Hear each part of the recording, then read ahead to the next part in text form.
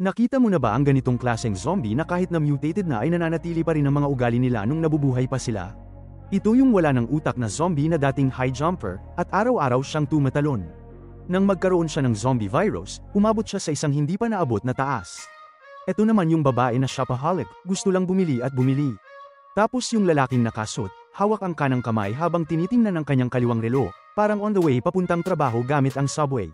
Ang huli pa nga, mas malakas. Siguro dati itong isang super fan ni Spider-Man. Kung ikaw kaya ang mahahawahan ng ganitong zombie virus, tingin mo, magiging anong klaseng zombie ka?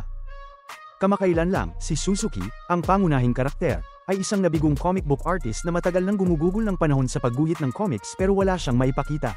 Kailangan niyang magtrabaho bilang isang assistant sa isang maliit na manga studio at madalas siyang iniiwasan ng mga kasamahan niya sa kumpanya. Pag-uwi niya sa bahay, kailangan niyang tiisin ang mga reklamo ng girlfriend niya dahil hindi kayang bayaran ni Suzuki ang mga basic na renta, at buong araw lang siya kumakain at umiinom sa bahay ng girlfriend niya. Pero kahit ganun, hindi pa rin tinatanggal ni Suzuki ang pangarap niyang maging isang cartoonist at mag-fit in sa role ng manga. Iniisip pa niyang siya ang bida at nag-ipon pa siya ng pera para bumili ng spray gun. Sa kasamaang palad, muli na namang tinanggihan si Suzuki ng manga company, pagkatapos nun ay nagalit ang girlfriend niya. Pati siya ay tinulak palabas ng girlfriend sa bahay. Si Suzuki, na wala nang mapuntahan, ay napilitang pansamantalang magtago sa studio. Pero hindi alam ng kahit sino na may isang misteryosong virus na kumakalat sa Tokyo. Si Suzuki, na nagpapahinga sa studio, ay biglang nakatanggap ng tawag mula sa girlfriend niya na humihingi ng tawad at sobrang saya niya. Kinabukasan, mabilis na nagtungo si Suzuki sa bahay ng girlfriend niya na may dalang almusal, pero pagdating niya sa pintuan, nalaman niyang nakalok ito at hindi siya pinagbuksan ng girlfriend niya kahit anong tawag ang gawin niya. Tumingin si Suzuki sa loob gamit ang butas ng pinto at nakita ang isang kakaibang eksena. Nakita niyang dahan-daang tumayo ang girlfriend niya mula sa kama at pagkatapos ay nahulog sa sahig.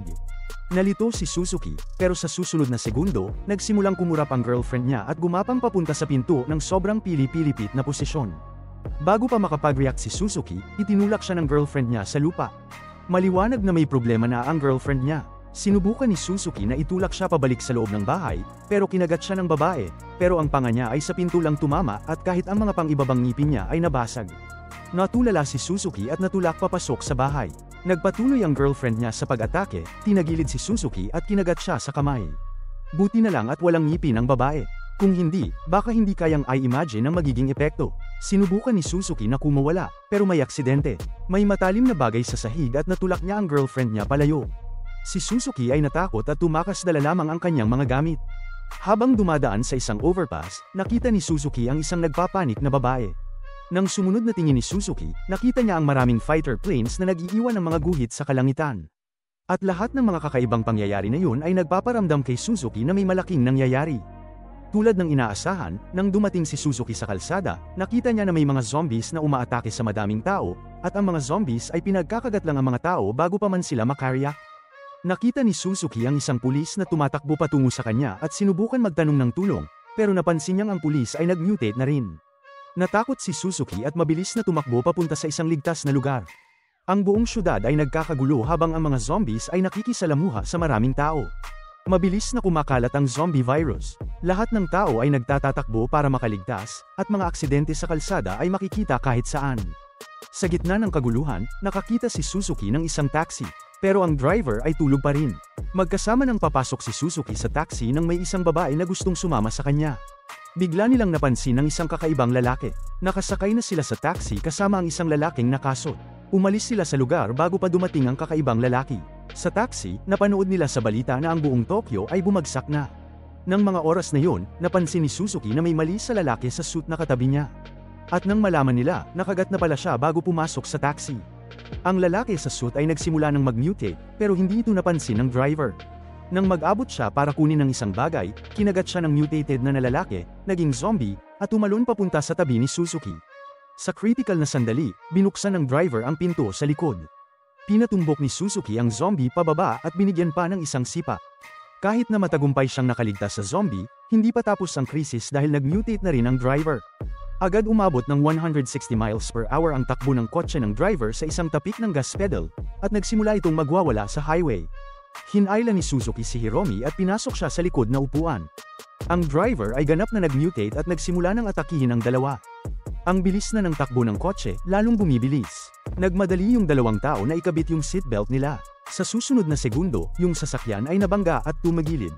Buti na lang hindi sila seryosong nasaktan dahil naka-seatbelt sila, at umakyat sila mula sa kotse at nakita nilang ang buong highway ay na-paralyze. Kinuha ni Hiromi yung cellphone niya at nakita ang isang news article na nagsasabing kahit na nakakatakot yung virus na yun, may kahinaan din ito, hindi ito kayang mabuhay sa sobrang lamig na lugar. Kaya tiningnan niya si Mount Fuji sa malayo, na walang duda ay ang pinakaangkop na lugar. Agad silang umalis. Naglakad sila hanggang magdilim at natulog sila sa isang sirang templo. Kinabukasan, aksidenteng nakita ni Suzuki yung hindi niya dapat makita. Nawalan siya ng pag-ibig at hindi napigil ang tumingin pa ng ilang beses sa pribadong parte ni Hiromi, pero hindi niya inasahan na makikita niya yung kagat sa leeg ni Hiromi. Natakot si Suzuki at agad itinutok ang baril kay Hiromi. Inamin ni Hiromi na nakagat siya ng isang sanggol 2 araw ang nakakalipas at malamang ay nahawa siya ng virus. At kung bakit hindi pa ito nag-mutate, hindi rin niya alam. Dahil sa kagandahan ni Hiromi, medyo nag-aalangan si Suzuki at nagplano na magdesisyon pagkatapos ng mutation. Nakikita ni Suzuki ang sarili niya bilang bayani ng manga at plano niyang protektahan si Hiromi at magpatuloy patungong Mount Fuji. Pero, gaya ng sabi nila, kung anong ginawa mo, yun din ang babalik sa'yo. Hindi nagtagal, nagsimulang mag-mutate si Hiromi, ang katawan niya ay nanginginig, kaya natakot si Suzuki at tumakbo palayo. Sa daan habang tumatakas, nakita ni Suzuki ang isang lumberjack. Nagdesisyon siyang humingi ng tulong, pero hindi niya inasahan na isang zombie pala ito. Bigla siyang inatake, nakuha ng zombie yung baril niya, at nang malapit na itong umatake, dumating si Hiromi at niligtas si Suzuki. Makikita si Hiromi na binigyan lamang ng isang magaan na suntok, at ang zombie ay lumipad agad. Natulala si Suzuki, yung babaeng nasa harap niya, zombie ba o tao si Hiromi? Bagamat sobrang brutal, kay Suzuki, si Hiromi ay napakabait, at mukhang may natitira pang bakas ng pagkatao. Gusto sanang umalis ni Suzuki, pero nung nakita niya ang inosenteng mukha ni Hiromi, naisip niyang dalhin siya. Matapos ba naman ang lahat, sino ba naman ang hindi maeengganyo sa isang maganda at malakas na babae? Pagkalipas ng ilang araw na paglalakad, sa wakas, pagkatapos makakita ng isang shopping cart, nakarating sila sa isang maliit na bayan sa ilalim ng Mount Fuji, na matagal ng wasak at puno ng mga sunog na katawan. Habang naghahanap sila ng mga supplies, biglang inatake si Suzuki ng isang zombie na biglang sumulpot, pero may dumaan na survivor na dumating sa tamang oras para iligtas siya. Kasama ang isa pang grupo ng mga tao, at sa mga oras na yon, nagsimulang gumalaw ang mga zombies malapit sa kanila, kaya kailangan nilang bumalik agad sa safety zone. Pinili ni Suzuki na sumama sa kanila. Sa ganitong post-apocalyptic na mundo, ang pinakamatalinong desisyon ay kumilos sa grupo, pero sobrang dami ng mga zombies at wala silang malupit na armas. Isang saglit lang, maraming katimang nawala. Nakita ng lahat na wala ng pag-asa sa pagtakas, pero biglang tumigil sa pag-atake ang mga zombies.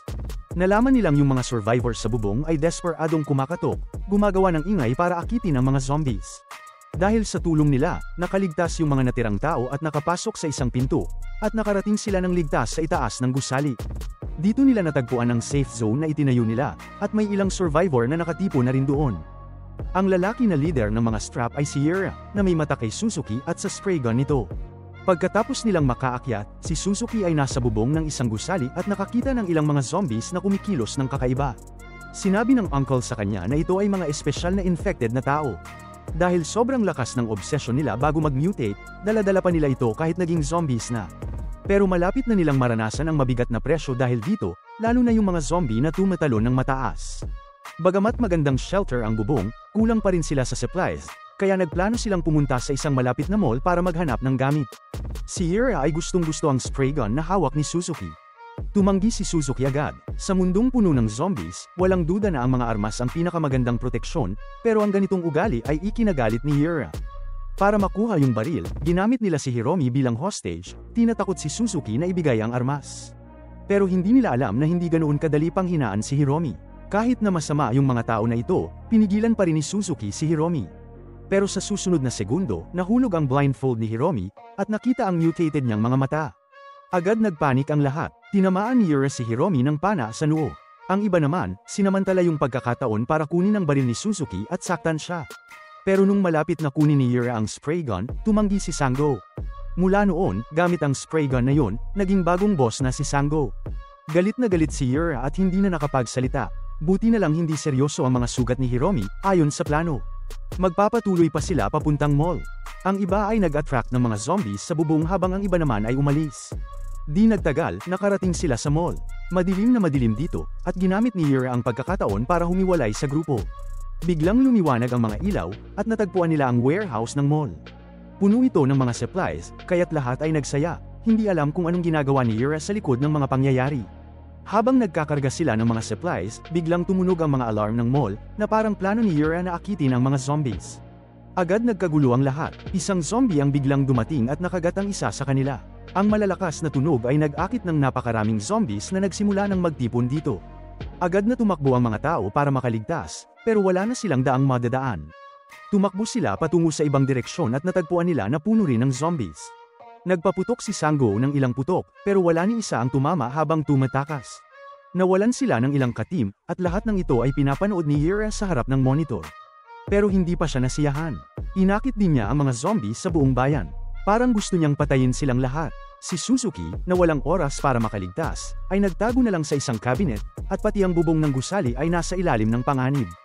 Pakinggan mo ang nakakabighaning melodya. Nagsimula ng magsayaw yung high-jumping zombie, at nakita nilang mabilis itong tumakbo patungo sa bubong ng gusali at tumalon. Sa pagkakataong ito, hindi na ito pwedeng magmintis. Paglingon ng babae, nakita niya ang isang nakakatakot na tanawin. Pumasok na sa slaughter mode ang high-jumping zombie. Maliban kay Precious at Hiromi, lahat ng iba ay naubos. Nagmadali si Precious para humingi ng tulong gamit ang walkie-talkie. Narinig ni Suzuki sa loob ng cabinet, pero delikado rin siya. Sa isip niya, mabilis niyang pinag-isipan kung ano ang mangyayari kapag siya ay lumabas. Pero, malupit ang resulta. Habang tinitingnan niya ang sarili sa salamin, nag-iisip siya ng matagal kung magiging isang tunay na lalaki ba siya. Tumalon siya sa galit. Habang nakampante siya, biglang tumalon ng isang zombie at kinagat siya sa braso. Sa gitna ng gulo, nahawakan ni Suzuki ang fire extinguisher at napatay niya yung zombie. Mabilis na tumakbo si Suzuki para suriin kung nahawa siya, pero buti na lang, natabunan ng kanyang relo ang malupit na kagat. Agad tinawagan ni Suzuki si Precious at sinabi niyang pupunta siya roon agad. Kinuha niya ang protective gear niya at nagpunta sa parking lot, nagkalat ng bigas sa lupa para takutin ang isang grupo ng zombies, at kumuha ng baril na nahulog habang tumatakas. Habang tinitingnan ng napakaraming zombies, si Jan, sa bubong ng gusali, ay hindi lang nakaupo at naghihintay ng kamatayan. Inalalayan ni Precious si Hiromi papuntang mall, pero sa kasamaang palad, hindi sila pinalad. Nakasalubong nila si Yura na galing sa loob. Kinuha ni Yura ang susi ng kotse at sinabi niyang makakasama nilang dalawa siya sa pag-alis. Pero habang naglalakad, napansin ni Precious na may kakaiba kay Yura, at nang mas tiningnan, nakita niyang ang kamay nito ay tumutulo ng dugo, kaya't nahawahan siya.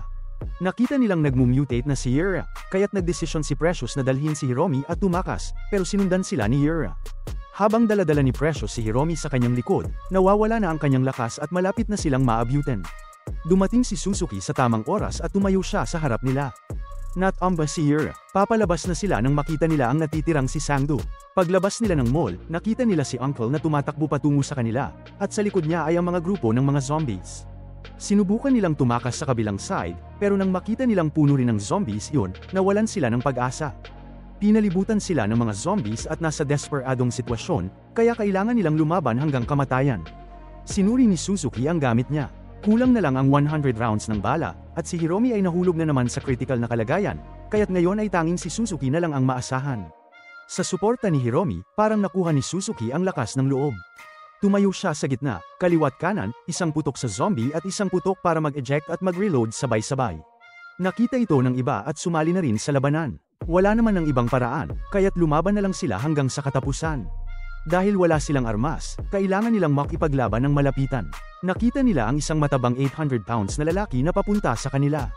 Binaril ni Suzuki ang ulo nito, pero hindi tumigil ang matabang lalaki sa pag-abante. Si Suzuki ay mag-reload na sana nang maipit siya ng matabang lalaki at hindi siya makagalaw. Isang zombie ang biglang sumugod sa kanya. Buti na lang at may Rolex siya sa braso. Nakuha niya ang baril sa tabi niya at itinulak ang zombie pabalik, nakawala siya at tinamaan ng zombie ng isang putok. Sa matinding labanang yon, si Uncle at si Sango ay hindi pinalad at namatay. Pero sa puntong ito, kakaunti na lang ang mga zombies na natira. Binuksan ni Suzuki ang relo sa kanyang braso at naghanda para sa huling laban. Sa mga oras na yon, wala na siyang pakialam sa lahat, hindi na niya sinayang ang kahit isang bala. Nang bumagsak ang huling zombie, nakahinga si Suzuki ng maluwag. Pero nang malapit na silang umalis, biglang may zombie na nahulog mula sa langit, siya ang dahilan ng pagbagsak ng safe zone. Nang makita ni Suzuki ito, natakot siya dahil alam niyang hindi ito ordinaryong zombie. Nanginginig niyang hinugot ang tanging dalawang bala na natitira sa kanya. Nagsimulang umatake ang zombie. Pumutok si Suzuki ng isang shot. Pero sa kasamaang palad, hindi ito tumama, at muling tumayo ang zombie. Patuloy na itinutok ni Suzuki ang huling putok. Matatamaan kaya niya? Ang zombie ay sobrang talino, patuloy itong kumikilos mula kaliwa at kanan. Kaya't hindi na naman tumama ang bala. Si Suzuki ay ganap na napapanit dahil naubos na ang mga bala. Malapit nang umatake ulit ang zombie. Nahanap ni Suzuki ang isang bala sa lupa na hindi kalayuan. Sabay silang kumilos, ang tao at ang bangkay. Sa huling sandali, nauna si Suzuki at pinindot ang gatilyo, inisip niyang tapos na ang lahat, pero tumayo ulit ang zombie. Pero ngayon, ang target nito ay ang dalawang babae. Sa huling sandali, si Suzuki ay ibinigay lahat sa isang malakas na palo gamit ang buong lakas niya. Dito na dapat magtapos ang lahat. Ang dalawang babae ay nagpakita ng paghanga. Ito ay isang kwento ng pagkatalo laban sa lahat ng hadlang at maging isang bayani. Sa isang desperadong sitwasyon, pinatunayan ni Suzuki ang kanyang sarili sa pamamagitan ng kanyang mga aksyon. Siya ang pangunahing tauhan ng manga. Sa huli, ang tatlo ay nag-drive papuntang Mount Fuji at nagsimulang mamuhay ng walang takot mula noon. Kung nagustuhan mo ang aral sa istorya na to, huwag kalimutang mag-subscribe sa channel at pindutin ang notification bell para lagi kayong updated sa mga susunod nating uploads.